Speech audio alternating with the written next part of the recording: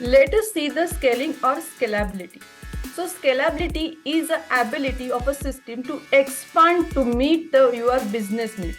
So scaling describes an elasticity of a system, ability to adopt the changes and demand. So as customer get increased, you need to handle more and more requests with the high speed. So good scalability ensures the quality of your service or application. There are two ways to achieve the scalability. First is a vertical scaling and second one is a horizontal scaling. Vertical scaling describes adding more resources in your machine.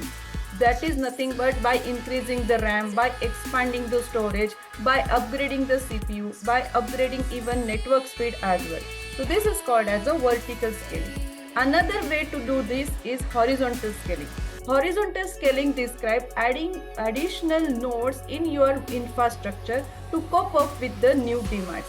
It is by adding your new computers in your distributed system. Thank you.